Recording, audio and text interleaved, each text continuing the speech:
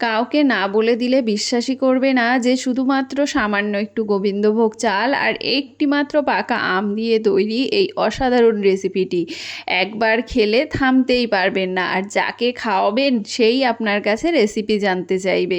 এটা এত ভালো খেতে হয়, এই গরমে ঠান্ডা ঠান্ডা খেতে দারুণ লাগে।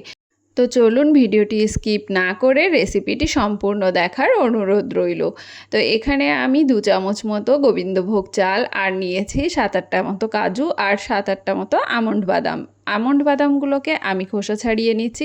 এটাকে আমি 2 ঘন্টা মতো ভিজিয়ে রেখেছিলাম। আপনারা চাইলে কিন্তু শুধুমাত্র চাল দিয়েও এটা তৈরি করতে পারেন। তো বাদামটা সম্পূর্ণ অপশনাল, আপনারা চাইলে দেবেন, না চাইলে না দেবেন। এবার এটাকে আমি সুন্দরভাবে একটা পেস্ট তৈরি করে নেব। এই দেখুন এরকম পাতলা একটা পেস্ট আমি তৈরি করে নিয়েছি।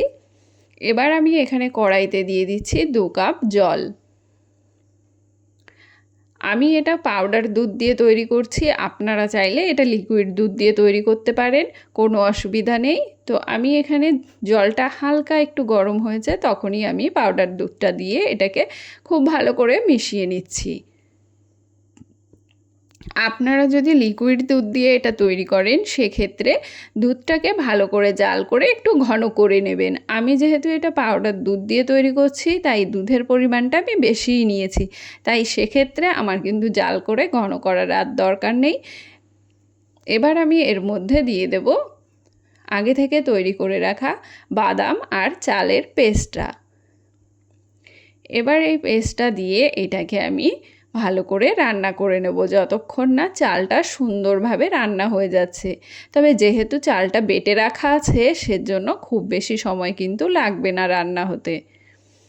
তো এই দেখুন, আর এটাকে কিন্তু রান্না করার সময় অনবরত নাড়তে হবে, না হলে কিন্তু নিচ থেকে লেগে যেতে পারে।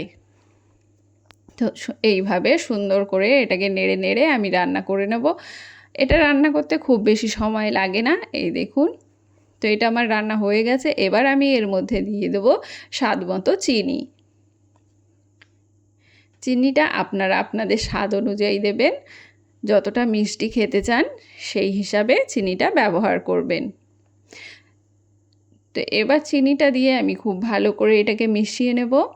মিশিয়ে নিয়ে আবারও 2 থেকে 3 মিনিটের জন্য আমি এটাকে রান্না করে নেব।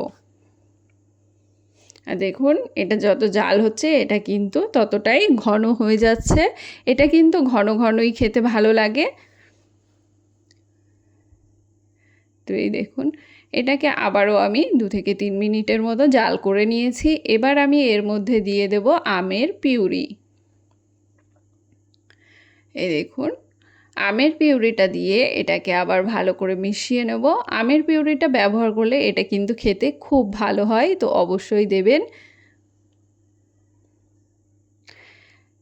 এবার এটাকে খুব ভালো করে মিশিয়ে নিয়ে আমি আবারও 2 থেকে 3 মিনিটের জন্য রান্না করে নেব। এটা তৈরি করতে কিন্তু খুব বেশি সময় লাগে না, খুব তাড়াতাড়ি এটা রান্না হয়ে যায়। আর এটা খেতে কিন্তু দারুণ লাগে। তো এই গরমে অবশ্যই একবার তৈরি করুন। আমি আশা করছি আমার পরিবারের মতো আপনার পরিবারেরও এটা ভীষণ পছন্দ হবে। আর আমার রেসিপিগুলো আপনাদের কেমন লাগছে সেটা কিন্তু আমাকে কমেন্ট করে জানাতে একদম ভুলবেন না। আর রেসিপি ভালো লাগলে অবশ্যই একটা লাইক আর শেয়ার করে দেবেন। শেয়ার করে আমার চ্যানেলটিকে সাবস্ক্রাইব করে দেবেন। সাবস্ক্রাইব করে পাশে থাকা বেল আইকনটি প্রেস করতে কিন্তু একদম ভুলবেন না, নতুন নতুন ভিডিওর আপডেট সর্বপ্রথম পাওয়ার জন্য। তো দেখুন এইভাবে এটাকে আমি নেড়ে চেড়ে ঘন করে নিলাম। এটা ঠান্ডা হলে কিন্তু আরেকটু ঘন হবে। তো আমি এবার এটাকে গ্যাসের আঁচ বন্ধ করে ঠান্ডা করে নেব। তো গ্যাসের আঁচটা বন্ধ করে দিলাম। বন্ধ করে দিয়ে এটাকে একটু ঠান্ডা করে নেব। তো এটাকে একটুখানি ঠান্ডা করে নিয়ে আমি ফিরে আসছি। তো দেখুন বন্ধুরা, এই যে এটাকে আমি একটু ঠান্ডা করে নিয়েছি। এই দেখুন এটা কতটা ঘন হয়ে গেছে। তো এটা কিন্তু এখনও পুরোপুরি ঠান্ডা আমার হয়নি। তো এটাকে আমি বেশ কিছুটা ঠান্ডা করে নিয়েছি। করে নিয়ে এবার এর মধ্যে আমি বাকি উপকরণগুলো মিশিয়ে দেব। তো প্রথমেই আমি এখানে দিয়ে দিচ্ছি ছোট ছোট টুকরো করে কেটে রাখা পাকা আম। আর দিয়ে দেবো সামান্য কিছু বাদাম কুচি। বাদাম কুচি করে দিয়ে এটাকে খুব ভালো করে মিশিয়ে নেব। মিশিয়ে নিয়ে এটাকে রেখে দিতে হবে ফ্রিজে। ফ্রিজে এটাকে ঠান্ডা করে নিয়ে তারপর পরিবেশন করুন।